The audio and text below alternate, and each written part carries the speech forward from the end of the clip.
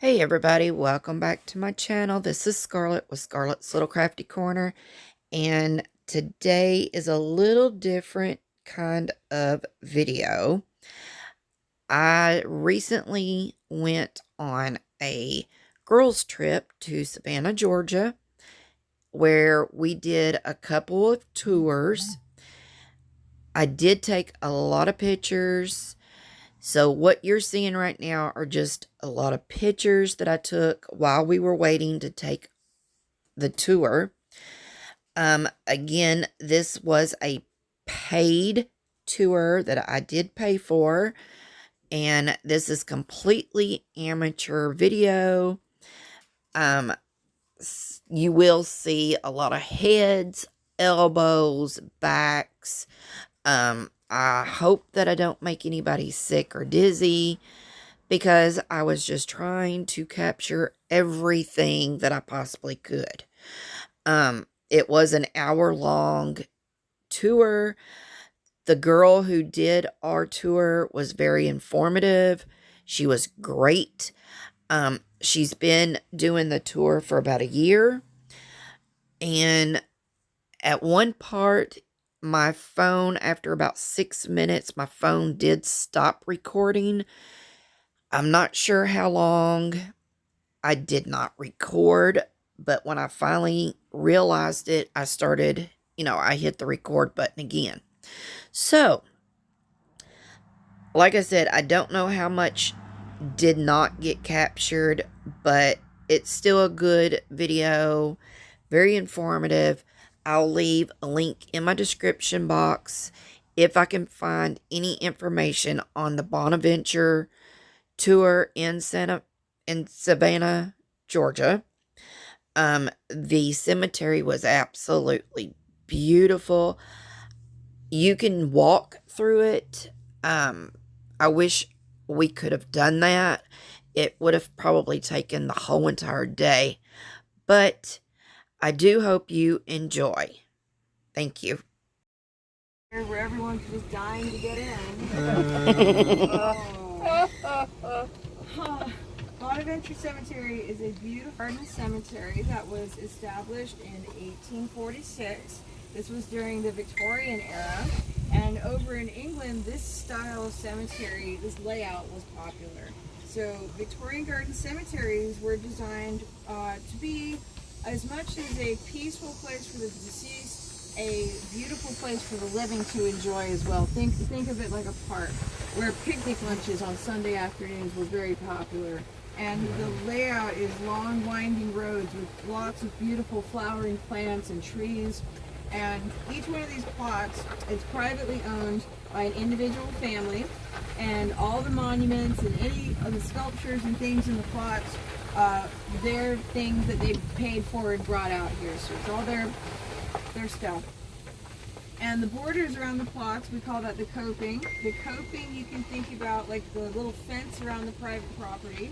And so for each one of these families out here. Now over here on the right, and let's see, I don't like last names, I like first names. For Libby and Kevin. I'm blind. My eyes are going bad. Libby and Kevin. When I say the right, for you guys, I might have pulled forward a little bit too much. Let me back up. Just a little bit. Okay. So when I say the right, that's going to be your left. Got it? Make sense? Y'all are on the rumble seat. So, all right. Well, over here on the right, we're going to see a plot that has no headstones, no monuments, no border around it, and you might think there's nothing there, but we are going to have. It's an old cemetery. Sometimes burials are going to be missing headstones, and that's what this is going on over here. So, but you can see the cornerstone to the lot over here by the wooden sign. So, in this situation, whenever the office has observed that there are burials that don't have headstones, they'll make these little wooden signs as a visual bookmark that we do have a plot over here with burials in it. And that's where we'll get maybe the family's last name, final year of interment, how many burials, things like that. And so that is what that's for. We're going to see a lot of wooden signs throughout the cemetery whenever there's missing monuments. Now, there's a lot of reasons why people might, burial might be missing a monument in the first place. And I would say that the most common reason would be that the family probably just couldn't afford it at the time. So burials are very expensive. It can be thousands of dollars. The monuments can be thousands of dollars. You're not. Sometimes what happens is the burial will happen first with the intention of doing the monument later, but then things happen and sometimes it just doesn't ever occur.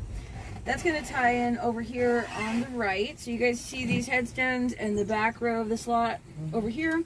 Those are headstones that came from the Sears catalog. You guys remember the Sears catalog? You could get anything from the Sears catalog, including a house at one point in time. So these were nice, affordable headstones. Just another thing you could get from the Sears catalog. Why not affordable headstones for a few $100s each as opposed to thousands? Now that catalog has been discontinued and replaced with Amazon.com today. And yes, you can get anything on Amazon, apparently, including affordable headstones for a few $100s, or caskets, or an urn, or whatever thing you need. Wow. What a digital world we live in today. That rock? Yes. So on the right, we're going to take a look at this monument that is the boulder here. So it's a Victorian cemetery, and there's going to be a lot of symbolism out here. So the rock is the rock stands for strength.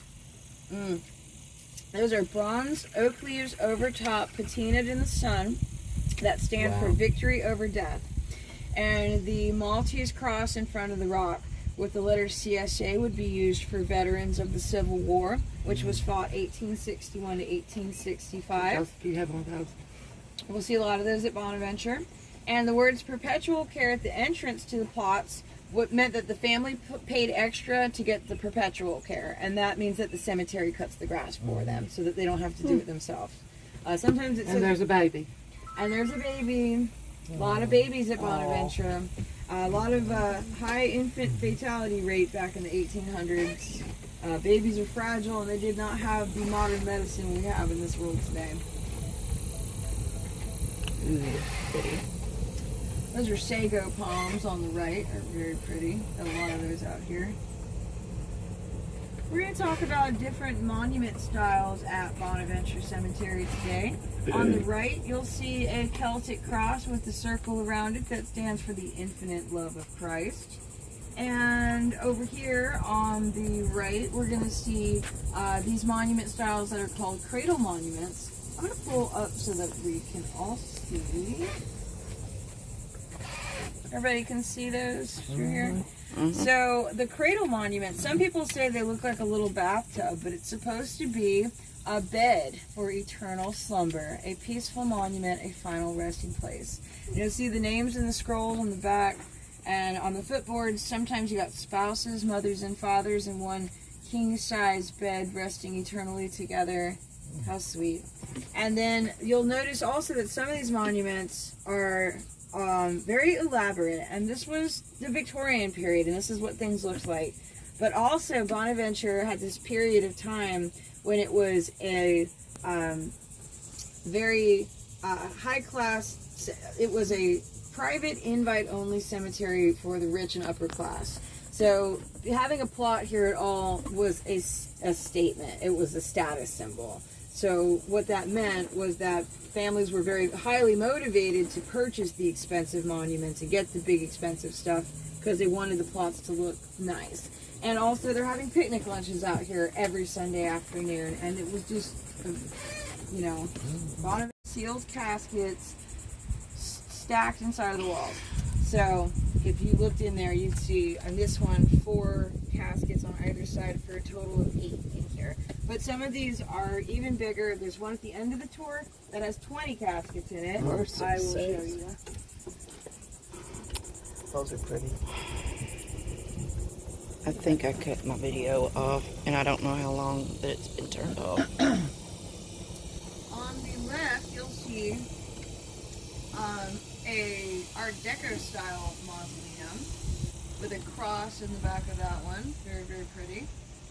And that mausoleum also had cremated remains interred into it recently, which goes to answer another question. Can you still be buried at Bonaventure Cemetery? Bonaventure is a sold-out cemetery. The last plot was purchased in 2017. Up until that time, there were still a few plots left. There were 6 space plots for about $5,500. They did sell out. So Bonaventure is sold out, but still very active. We had burial in the Jewish section this morning. So burials all the time on a regular basis. As you can see in the plots on the right and throughout the cemetery, that there's still a lot of empty spaces left in the plots. So what that means is as the family members pass away who own the plots, they will be buried out here in their family plots until one day Bonaventure is completely full. Pretty man. Yeah, all burials, that was a few days ago. So, and Bonaventure, for a 103-acre property, is a very large place. It will take time to fill up. At what time it is full, the city will have to come out here and make an assessment to figure that out. On the right, we're going to see a monument that looks like a person. I'm going to pull up so that everybody can see. Okay, let's look over here on the right, and you'll see this monument that looks like a person. So when we see these, that is either going to be an angel or the person buried in the plot. This is an angel, and the easiest way to tell is to look at the feet. Barefoot with heavenly robes, that's an angel. Some will have wings, some do not. If it's the person buried in the plot, it would look specifically like them, like a sculpture of a photograph. And you'd be able to, we'll see those. Victorian cemetery symbols on this one. The wreath is for victory. The cross is a Christian symbol. We're going to see a lot more of these symbolism images on the monuments. There's a crown on that one. Oh, look at this one over here. It's a Christian symbol. And on the left, That's gorgeous. we're going to see this monument of a woman that looks like she's thinking on the left. So that is going to be our first John Walls piece of the day. John Walls was a famous sculptor in Savannah between 1890 and 1922. All of his pieces are going to be white marble realism sculptures like that one. He's created at least over 200 sculptures in the cemetery. We're going to talk about him more as we go along. John Walls from Germany. And these tall monuments on the left, those are called obelisks. And they are an Egyptian-style monument that represents an infinite point upwards and ascension to heaven. And yes, like the Washington Monument. Oh, pretty. And on the right, we'll see the Seiler plot. Has anyone read the book Midnight in the Garden of Good and Evil, Yes. or watched the movie? So that is a true story about Savannah and a lot of things that happened. One of those is a murder in the book where Jim Williams is accused of murdering his lover, Danny Hansford, and they go to court about it. He is represented by defense attorney Sonny Seiler. And this is the Seiler great-grandparents, so this is the relatives over here. Sonny Seiler, I have a picture of him here. So he was the attorney to Jim Williams in the murder trial. It's Ugga. It's Ugga. Yeah, it is. And so he was not only the attorney to Jim Williams, he played the judge in the movie Midnight in the Garden of Good and Evil. And he was the manager of the mascot for the University of Georgia Bulldogs football team. Ugga, go Dogs. Woof, woof, woof. Ugga. The baby. I don't think there's been a lot of them. Anyway, these are the great-grandparents over here. And it's a good example of what the Victorians did with the plot. So again, it was a status symbol to be here. They spent lots of money on these plots. Whatever. So there's 2 people there. Yes. All that stuff is for 2 people. So they want to show their status in the community. If they had money, they would spend it all on fancy, beautiful stuff for these plots. Beautiful monuments, because monuments are forever, and everyone is going to. So you can take it with you. You can't take it with you. Obviously. Wow. Might as well leave it over there. On the left, we're going to see this monument that looks like a tree. So that is another John Walls piece. All his pieces are going to be marble sculpture, realism, marble sculptures. So this one is full of Victorian cemetery symbols. The tree is tall, which represents a long life lived. Ivy wrapped around it is for eternal life. The palm frond is for peace. The hourglass with wings is for time flies. And the fabric draped over at the bottom is the death shroud that stands for the soul. These are it's Victorian symbolism. We're going to see a lot of that throughout the cemetery. And on the left, you'll see an obelisk, another style. And next to that, we're going to see a sculpture that represents death. So you guys see the urn on the left here? So the urn represents the physical body, the remains, what's left behind after we pass away, the body. And the fabric draped over it is the death shroud that stands for the soul. The sculpture represents the separation of the body from the soul, which is death, and a very common sculpture we're going to see throughout Bonaventure. Victorian cemetery acceptance.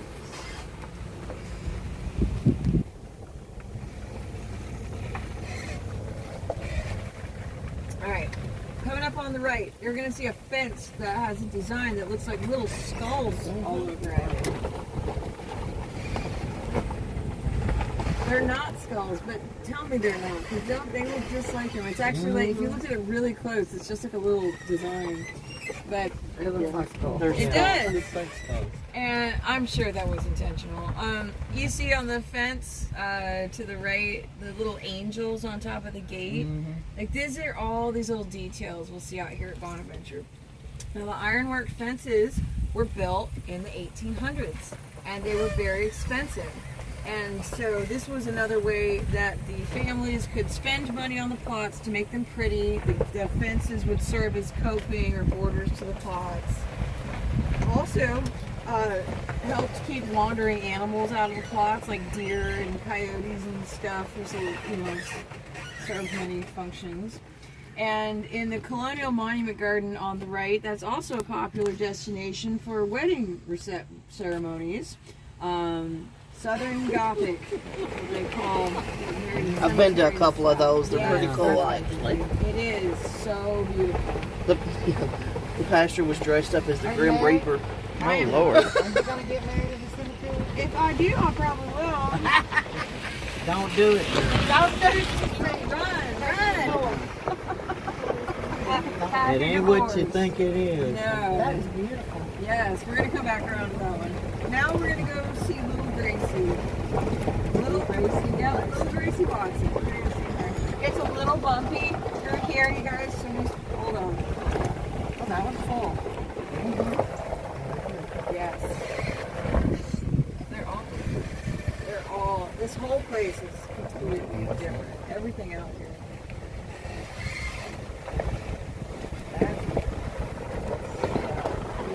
Bonaventure is stunning.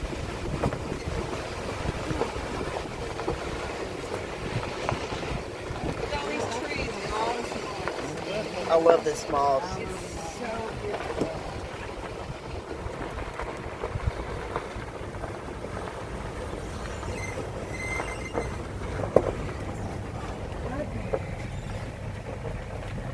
Oh, look at all the little treasures. Oh, Gracie. You creeped me Everybody out, see girl. Little Gracie? Hi. Oh, you're fine. You stay there. All right, you guys. Little Gracie Watson down the right here. So she was a few things. One, she is John Walls, the first sculpture he did when he moved to Savannah in 1890.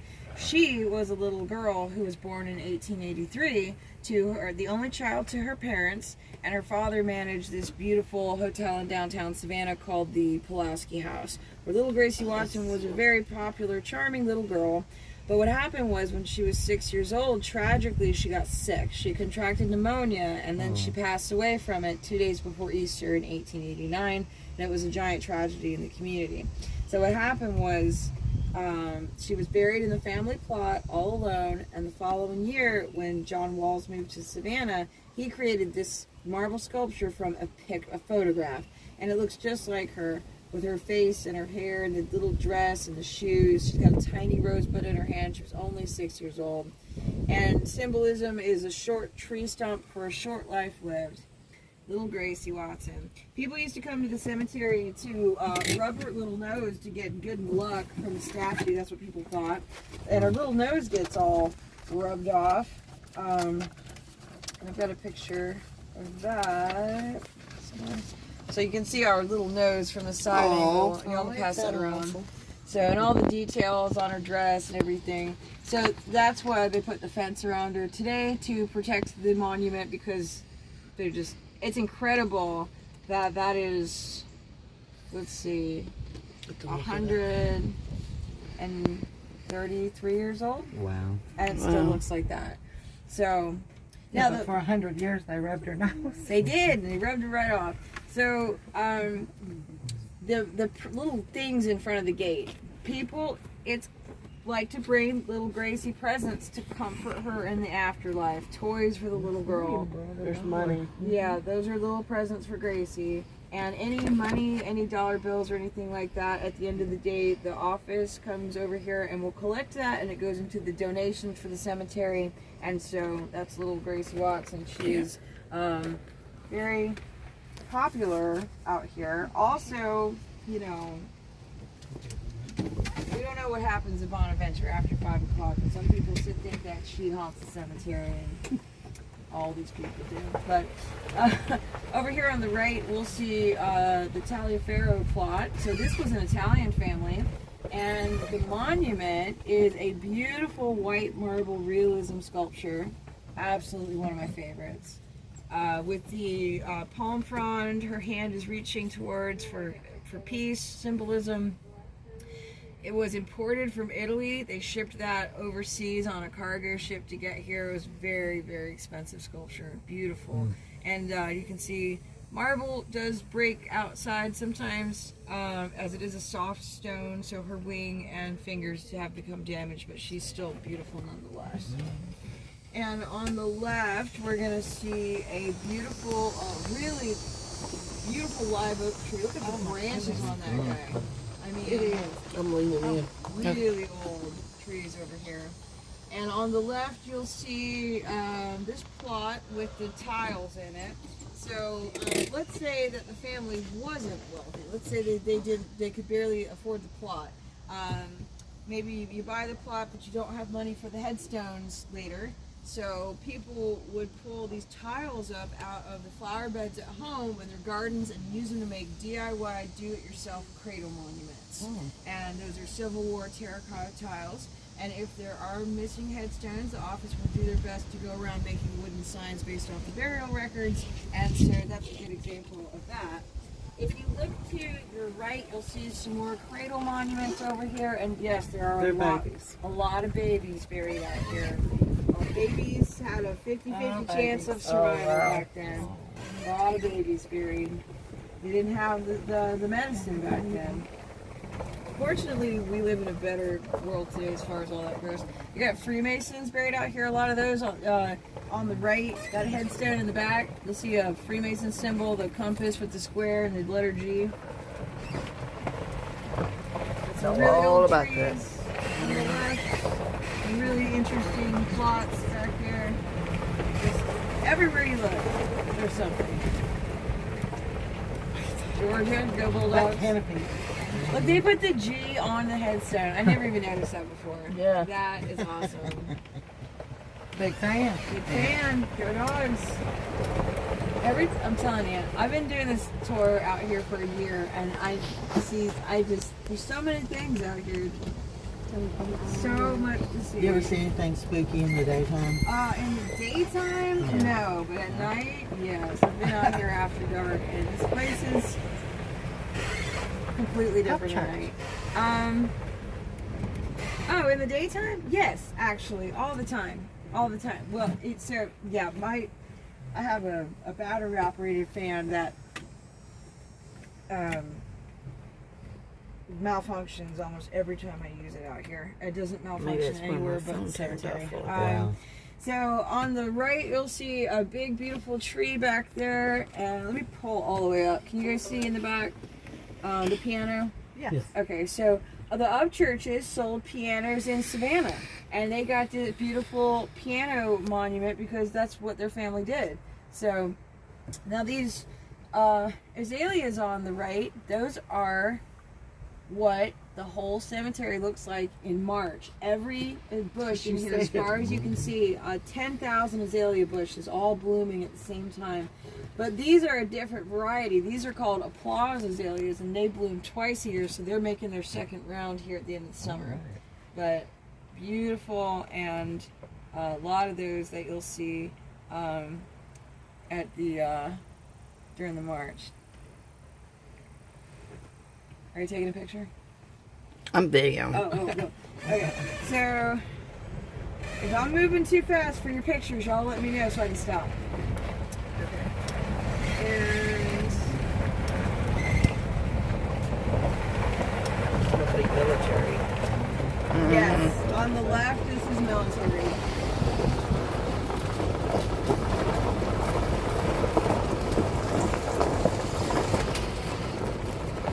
Okay, so on the left here, this is the American Legion. This is where the veterans are buried from World Wars I, II, Vietnam, and Korean Wars. It's the American Legion. We have these chapters all over the country, so you have to fit certain criteria to be a member of American Legion chapters. This is going to be Tybee Island, Thunderbolt, and Savannah posts over here. So The rocks on the Look at all the flint. the Flint. What? It was a Is it Jewish Flint? tradition. No, maybe it's not. What? Jewish tradition to put rocks on the I'm head. sorry. Were those two questions? I'm sorry. What's Flint? I was just wondering what the rocks. Oh, the rocks are a Jewish tradition. What she said. Yeah. We're not in a Jewish cemetery over here, so that is just confusion. But the coins are a military tradition on these military graves. The penny you leave to show your respects, a nickel if you had been in boot camp with the person, a dime if you had served in the same war, and a quarter left behind if you'd been physically present when the person had passed away. I'm going to explain the Jewish rocks when we get to the Jewish section. Sometimes people just leave rocks and it doesn't mean anything. I think people get confused and they don't know what they're doing. Over here on the left, you'll see Noble Jones he owned the Wormslow plantation in Savannah, and he also came on the very first colonial ship from England in 1733 with Oglethorpe, who founded the city of Savannah. There's a John Walls angel in the azaleas over there. And so Noble Jones was originally buried on his property in Wormslow, but received a private invite from the cemetery to be buried out here, and he was considered an important person in Savannah's history. So the family actually exhumed his remains and reburied him over here at Bonaventure. They put the casket monument on top and a fence to protect him. Noble Jones. Bonaventure. People would say it's better to be buried at Bonaventure than to live anywhere else.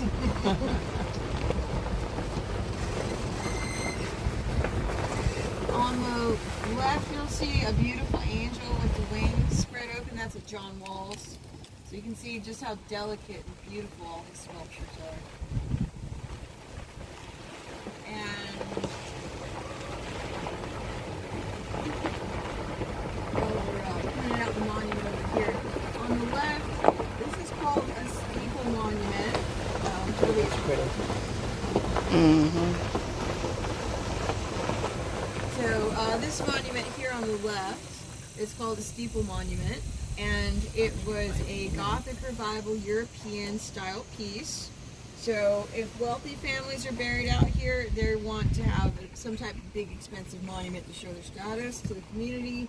These were cotton plantation owners on the left. And on the right, you'll see the Dr. Collett crypt.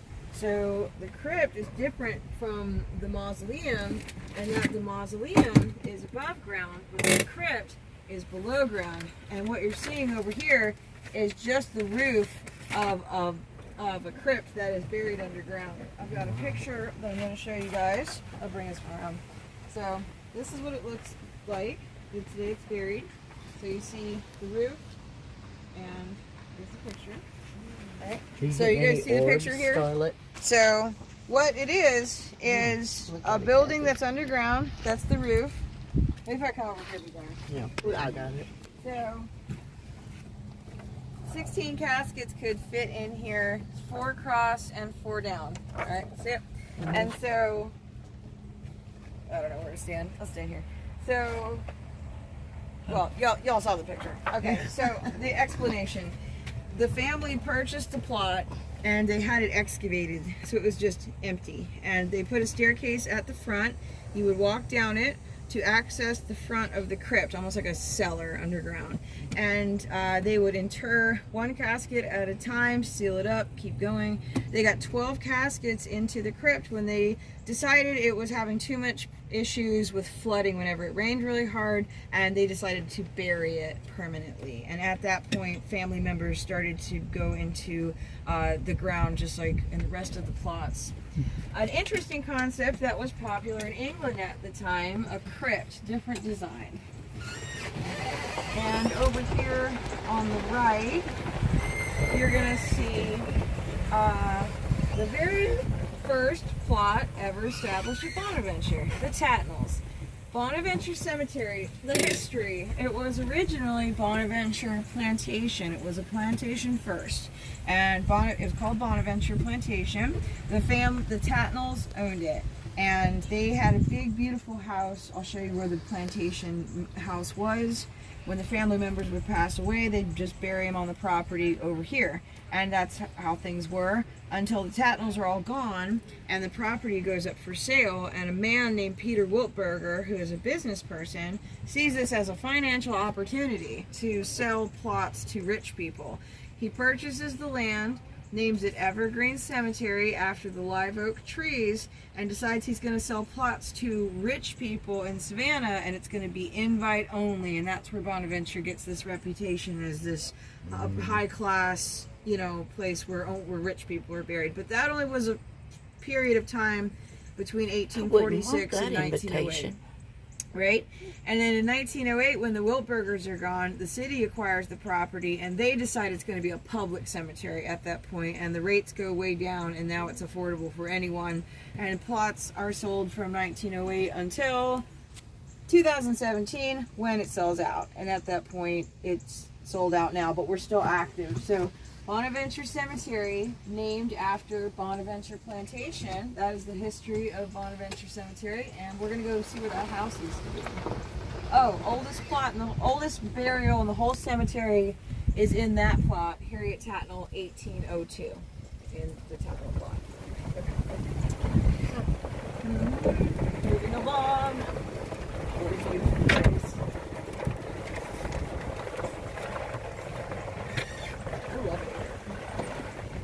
Very peaceful. It is. I really like it. You know, I like to, you know, one of my favorite pastimes are to come here on my day off with a book and sit and I read. can see that. You know, and like just an activity that I could bring over here to do by myself and have a little quiet Me time. Yeah, Well, I me can time. understand the picnic on Sundays. Yeah. They would come, the families would come here, they would clean up the plots, they would spend time, you know, and then there's all the families are out here, and people would talk, and kids would play, you know, little games, and they'd have picnic lunches, and it was time to socialize, and it was family time, you know, spend family time in the plots. And what a neat concept. This was before the internet. Okay, in front of us here, you're going to see, this is where the plantation house was. So, all the way around us, you're going to see a circle of burials that indicates where the house used to stand. So, it was a mansion, about 5,000 square feet. We'd be driving right through it here.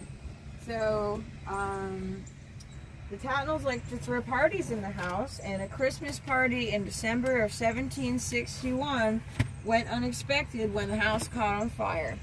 They could not put it out. They decided they could not save the house, but they could save the party. So they carried the tables with the food and the wine outside. That's what I'm talking about. That's what I'm talking about. And they carried on while the house Don't they burned say you to the can ground. still hear them sometimes? And in the book Midnight, The Garden of Good and Evil, when they talk about Bonaventure, that if you come out here in the winter time, that you can still hear when the party was over, when all the wine was gone, they broke the glasses on the trees, and that you can still hear the wine glasses clinking and yeah, out here in the winter time.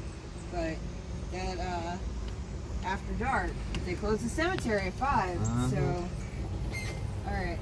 No, y'all heard about people being buried with bells during yellow fever. I'm going to show you one. Where's the Haunted Museum? Have you seen Ghost Adventures? It's in Vegas. Vegas, I've yeah. heard about that before. Yeah, the guy from the show Ghost Adventures opened it, so it's like his own personal collection of the haunted stuff he's found throughout his years as a paranormal investigator. I would highly recommend it. It's not a tourist trap. It's really, really good. Me and I've Bethany are heard gonna about Yeah. that. She's planning her vacation. I'm planning vacation. Thank you. All right, over here, you guys see this green patina fence on the right? Yes. We're going to show you a bell in this plot. All right. So you're going to look for a bell in the middle of the plot, in front of the monument where I my see finger's it. pointing. Looks kind of like a mushroom. Maybe it's like a metal bell. Everybody see it? Yep. Okay. Got it. All right. So what that Is it that is, way? if you want Like a to, fire if hydrant. you Yeah. want to take a picture Oh, of is it it or whatever. down? But, Oh, I can't see. so yeah, feel free to go over there if you want. So back Yeah, I can't see. in the 1800s during yellow fever, yellow fever was the COVID-19 of the times, and people were sick. It was very scary and killing off a tenth That of the is not the population. bell I pictured when they talked about it. Yeah, well, there were different ones. That's just one. Oh, I see. So what happened was sometimes sick with yellow fever, people might slip into a coma and be mistaken for dead and be Or buried push it. alive. And they He's realized coming this here was to take a happening picture. when they exhumed a couple of caskets. They were trying to study the effects on the body from the sickness, the epidemic, and they discovered claw marks on the inside of the lids because people woke up and were trying to claw their way out. I can't imagine. Terrifying. Absolutely terrifying. So what happens is people become really willing to buy these safety coffins. This is a safety coffin. That's what they're called. You can Google that if you want to see more images of that. So what it is a coffin with the person in it, their hands tied to a rope that goes up through the pipe.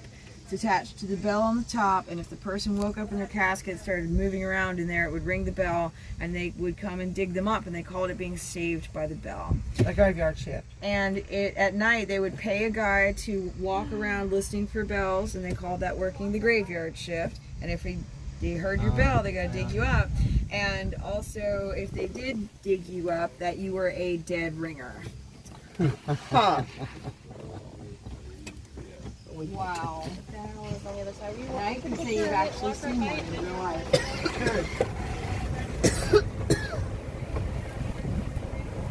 Isn't that crazy? Like, all unreal. But it is real. It's clearly very real.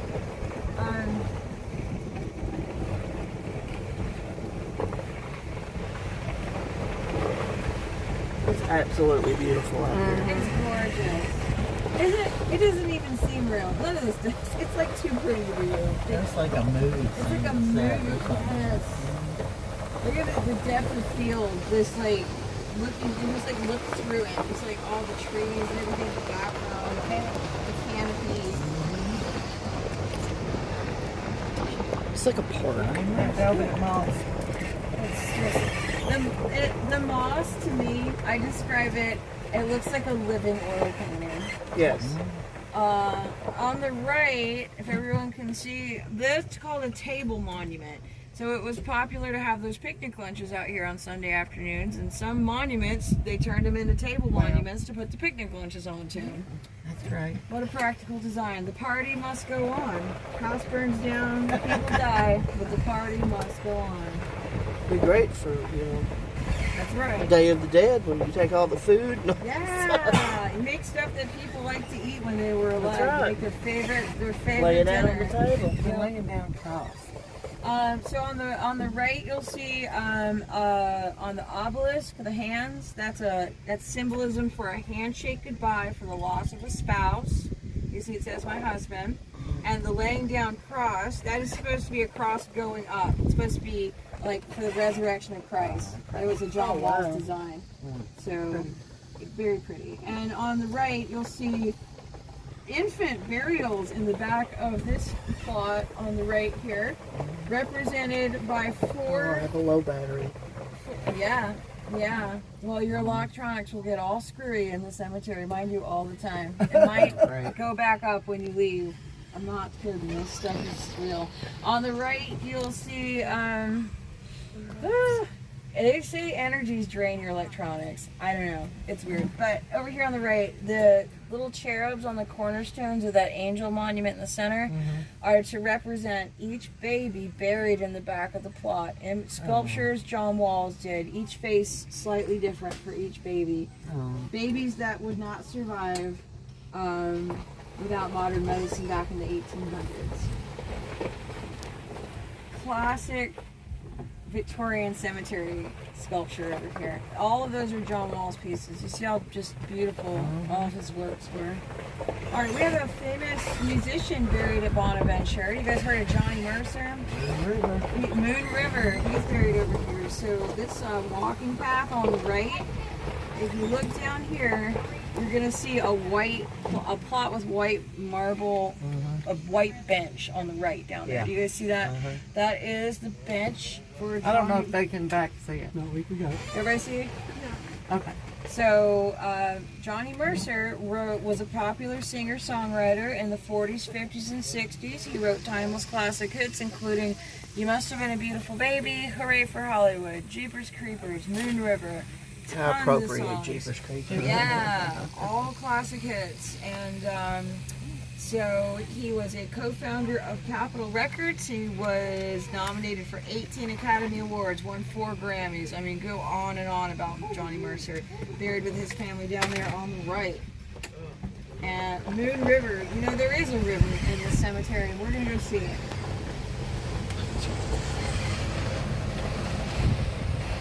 That's gorgeous. Keep this cross here with the paint on it. Oh, yeah. That one with the patina, that was John Wheaton. He was the mayor of Savannah for 3 consecutive terms after the Civil War. That's where he's buried in. On the right, you'll see some of the Father and plots. Mother Grimm. Mother Grimm. Father and Mother Grimm. Sometimes the plots, they would concrete them over like this one. That was to prevent grave robbing, as that was an issue. People used to be buried with valuables. And so... on the right over here, you'll see a little. Some people say it looks like a puppy or a baked potato, but it's a lamb. A little It's lamb. It's a little lamb that would be used A for baked children. potato. It used to be more detailed. It's like marble's very soft, and that's what the rain does to it. It loses its features after time. Everything's a potato when you're healthy. Over here on the right, you'll see this is the tallest monument at Bonaventure, the Rowards Obelisk at 46.5 feet tall. So beautiful. And over here, Nugent. Ted's family. right. On the right, you're gonna see this mausoleum that looks like a pyramid over here. Let me pull up a little bit.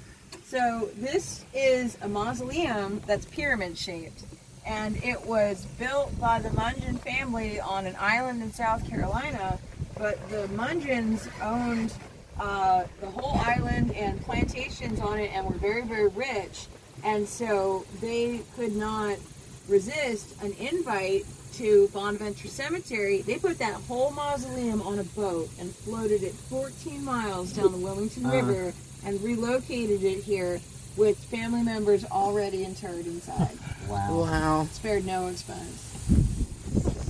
Wow. And over here, Yeah, I'm sorry. How come they moved Bird Girl to a museum? because after the book Midnight came out, there was just too much attention on the statue, and they were concerned it was going to get broken. So they just put it in the museum for... Did she really used to move around? People say a lot of things. People say little Gracie Watson, that they used to, like, people used to put quarters on, like, used to give her little presents, this is the dollar bills and the toys and everything, and that people used to put quarters on the little tree stump to give her, and if you took the quarters away, that her statue would cry tears and things like that. So, I don't know, people say all kinds of She's stuff. like, I'm not trying to take the book. I'm not telling you either way, but... Any of this stuff. She's like, don't touch any of it. Don't touch any of it. Look at it. Don't touch it. This is the Lawton plot. And in that book, Midnight, The Garden of Good and Evil, Jim Williams was accused of Danny Hansford's murder. The prosecution attorney was Spencer Lawton. So these are the great-grandparents of him. Alexander Lawton was a lawyer in Savannah. Look at the size of the plot. Big money. And the woman is Alexander Lawton's daughter, Corinne, who got yellow fever and passed away 2 weeks before she was supposed to get married, which was very sad. And so they put her in her wedding dress. Super sad. She's dropped her victory leaf. And then, we expect it's a cemetery, people die. Over on the back, you'll see this really pretty style monument. An arch represents a gateway to heaven, and that's Jesus walking you through the gate. All that white marble was imported from Italy, carved on both sides. That cost a fortune. Wow. An absolute, beautiful piece for the Lawton plot. It's like an art painting. It is. It is. It's a sculpture. It's an art museum outside. I got a little too close to these aliens. That's fine. That's all right. They're just saying hi. Okay. Over here, you'll see the Wilmington River. So beautiful. We see boats and dolphins out here. We're very close to the ocean in Savannah. And on the right, you're going to see this monument for Henry Jackson, red granite monument. And on top of it is a bronze sculpture of an urn from Tiffany and Company, New York. Wow. Up there. For Henry, Bougie. very bougie. Very bougie. Henry Jackson was a Civil War general in Savannah. His wife picked out that Tiffany and Company urn, go figure. And she put it up there for her husband. I do see it. Can you get it? People said when that happened that she was so excited and people were confused. They said, why are you so excited? Your husband said. She said, I'm happy about my Tiffany and Company urn.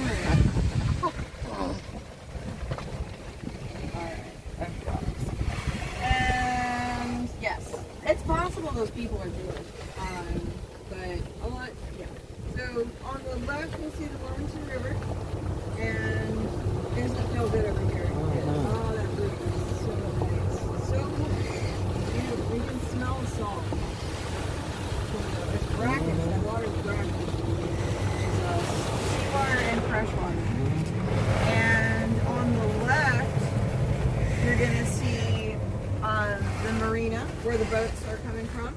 And that big bridge is Victory Drive, Highway 80, that you would take to go to Tybee Island if you were driving out from Savannah. And on the We're right, just over there. did y'all go there? Yeah. Oh yeah, That's where nice. we're headed. Are you going? We're headed back after here. Okay, did y'all go to Huckapoo's yet? Okay, Huckapoo's is the dive. It is the dive. It's the dive bar that has the amazing pizza, and you can get giant slices of pizza for like $6. We're going. You gotta go. Huh? You gotta go. They have a big patio, and the weather's nice outside, so go sit out on the patio and get $6 slices of pizza, and you're welcome. And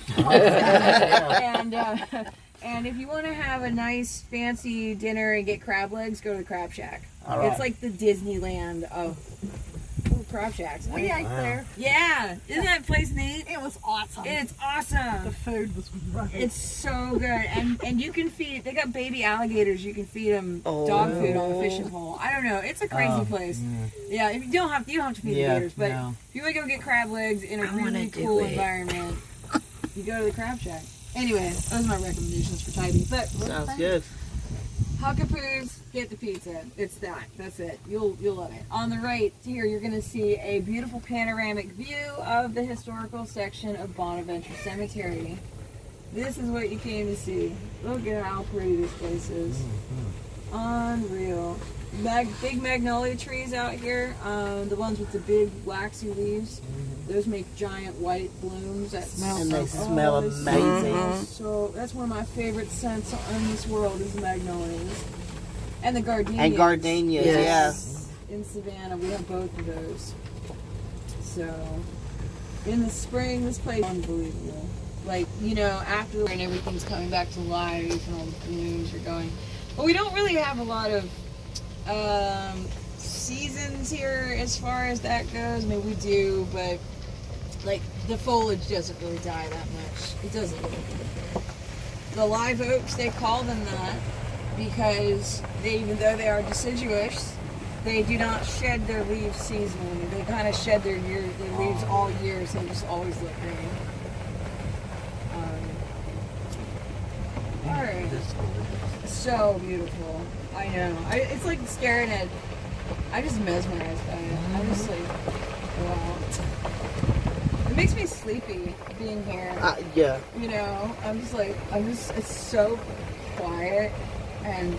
Just a lull. It's a, right? That's what I'm saying. And I'm just like, I could just take a little nap. Yeah. Crawl over there in the bush. Scoot over. Scooter over. It's a cradle. It's cradle. It's nap time. All right, right? Let's hunker down. I'm going to show you guys where that famous sculptor John Walls is buried in the cemetery, and then we're going to go. I'm going to show you something in the Jewish section and explain the rocks for you guys over there. On the right, look at these casket monuments. Aren't those beautiful? If you the Victorian cemetery symbol stuff again, if you see flowers on monuments like these have some sculptures of flowers on them, it doesn't necessarily mean that it's a woman buried there, but it probably does. Those flowers were used for the feminine. So like on the right there, you see one's mother has flowers and father has like a different design. Yeah. So women get flowers. And this stuff's just so neat to learn about. None of it is coincidental. This is all like intentional choices.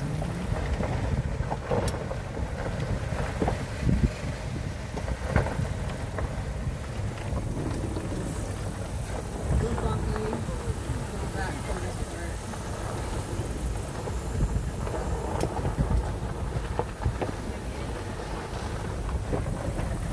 Lots of urns, sculptures.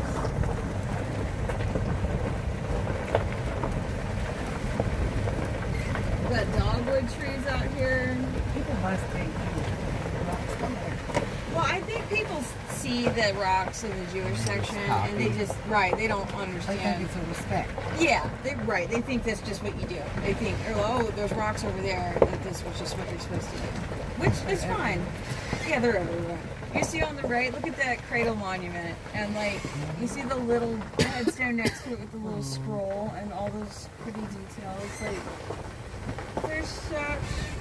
Now, we are barely scratching the surface of this tour in an hour. This place is 103 acres. Like, it's... Wow. It's huge, and you can't do it in a day. You just can't. It's just too big. Alright, everybody, we didn't lose anybody, right? Nope. If you fell off the golf cart, raise your hand. Okay. Alright. And those, you said those crosses are Civil War. Yeah, that particular one. So, there's some that look similar. In a hurry much?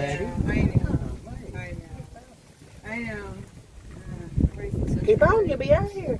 Right? Keep going like No, that. you won't, you'll be 'cause out You here won't. You're forever. booked up. So yeah, there's other shields that look similar to that one. That one, when you say CSA, and it's that's a Civil War Maltese cross. All right, so John Walls. John Walls created so many monuments out here for people in Savannah. They're all beautiful white marble realism pieces. We've looked at some. He started his career with little Gracie Watson, and he ended his career with one final masterpiece, a sculpture for himself that he created in 1922 when he knew he was going to pass away soon. He finished the sculpture, passed away, and then his wife took the sculpture and sold it at a private auction, destroyed the record of the sale in a fire, and it disappeared over 100 years ago, never to be seen ever again. Oh, she's evil. Oh, the drama. What happened? What on earth happened? Clearly something happened, or maybe nothing happened, but something she chose to She was mad. She was mad. Maybe she was mad. Maybe she was mean. Who knows? We don't know what happened. But just that it did happen, and that John Walls went on to have no monument whatsoever for 80 years afterwards. So a bit of irony for the man who spent all his time making monuments and in exquisite detail for everyone else, went without anything for 80 years. And the cemetery had to make a wooden sign for him because he was an unmarked burial. Oh, wow. Wow. Like, whatever her reasons were, I get it, but also shame on her. Like, I don't know. I don't want to, we don't know what happened. You know what I mean? She might have been an emergency. Maybe she needed that money. Maybe. I'm going to say it was anger. Yeah, she might have been mad. Yeah. Maybe he didn't create her. I'm gonna one. say maybe she wanted a divorce. Mason right Maybe there. he was mean to her. We don't know. But this is them on the left. So, Oh, wait, she is here. yes, she is there. Oh, That's her wow. in the middle. So John Wall's wooden sign for the unmarked burial. And now he has a tribute headstone piece that was done in 2002. He was a mason. Yes. It is a marble work unfinished with the sculpting tools on top. But for a long time, there was nothing there. And it looked like this. So you can see in the photograph how there was just two headstones, but nothing for John. See how there's just nothing there. And so, you want to see a picture of what he looked like? He was an adorable little man. Look at him. He was short. This is him. This is John Walls. So, and that's her. That's his wife. She looks a little stern, maybe. So is there a Very picture nice. of his monument ever? No, no one knows what it looks like. It's probably sitting out by the pool in somebody's backyard. And they don't know Somebody it is. has it, and it's the biggest joke. You know, it's like, it's not a joke, but you know, it's the big secret. Yes. And Funny, no one's haha, yeah. ever gonna find it. You know, And no one knows if they have it. no one knows if they have it. You'd think it would have turned up by now. Might have been destroyed. He would put his last name. It would say JWALZ on his work. So the signature might have been chiseled out, and then we don't know that it's a John Walls anymore. So it's the great mystery. This is a book waiting to be written. What happened to the sculpture of John Walls, or you know? So anyway, all right, we keep moving. And you guys ready to see the grand finale on this tour? Oh, yeah. You're gonna look over here to the left, and you're gonna see the grand finale. Oh, yeah. Mr. Rudolph and Miss Louise finale. They were grand people. Look at that. But, Love it. No yeah. pun intended. No pun intended. And another really sweet, cool little cradle monument. Yeah, there was Charles a Ann. Yeah. people sometimes would come out here and plant tomatoes and stuff in the cradle monuments, and they have little victory gardens out Oh, here. wow. That's what I can notice with their Sunday. Hope their Right? Sunday Yeah, deal. yeah, you know. All right, so on to the Jewish section. All right, That's beautiful. it's so pretty out here. Bonaventure Cemetery is 103 acres, and an entire third, 33 acres is the private segregated Jewish section. We have the third oldest Jewish community in the country here, and there's a Jewish synagogue in Savannah. And in 1908, when the property went public, they saw an opportunity to buy a large portion of the cemetery, and this was good because Judaism is a religion, it is a culture, it is traditions for everything, and Jewish can only be buried with other Jewish. So this created an opportunity for the Jewish families to just purchase their plots through the synagogue and easily and conveniently all be buried in one area together. So that's what we're going to see over here. The Jewish cemetery might be my favorite. So that's going to be everything in front of us over here. So it's huge. It goes all the way back to the main gate. Everything on the other side of this road. All the Jewish monuments over here, you're going to notice most of them are facing east towards Israel if they are Orthodox Jewish burials. It goes all the way down into the tree line as far back as the American Legion where the veterans were buried all the way Because back. the sun will rise at the east. Yes. Now what I want to show you in the Jewish section is the Holocaust Memorial, where we have the only physical remains of Holocaust victims buried on U.S. soil here in Bonaventure Cemetery. It's going to be coming up on the right. You're going to see a wooden sign that says Holocaust Memorial, and you're going to see a headstone with a lot of rocks on it, like a big mountain of rocks on the right. Oh, wow. And I'm going to pull up so everyone can see. You guys see in the background? Everybody can see well? Alright, I'm going to read it for you. It says, "Here lieth a third of the ashes of 344 cremated sacred souls, victims of the Nazis, including the remains of Shmuel." So, what this is, there was a lady and her husband lived in Savannah during World War II, when the Holocaust was also happening, and her dad was Shmuel, and Shmuel lived in Hanover, Germany, and he becomes trapped at one of these encampments. And in Hanover, where 344 Holocaust victims were murdered and their bodies were desecrated by fire when they were cremated there. And that is the kindest way I can even try to explain that. I can't even barely talk about it. It's so hard. So, and this was desecration because the Jewish don't cremate. They don't do that. That is very against their culture. They believe that man is created in the image of God. You don't alter the body. You don't alter the body in any way. The body is supposed to go back to the earth the way it came. So when the war is over, the lady and her husband leave Savannah. They go back to Hanover, Germany to see the rabbi and explain that her dad was one of those victims. And all of the ashes of those people had been swept up into 3 urns. She gets one of the urns. It's the only one that leaves Hanover. She brings it back to Savannah and buries it in the Jewish section, just inside of the coping where people could easily reach over and leave a little rock.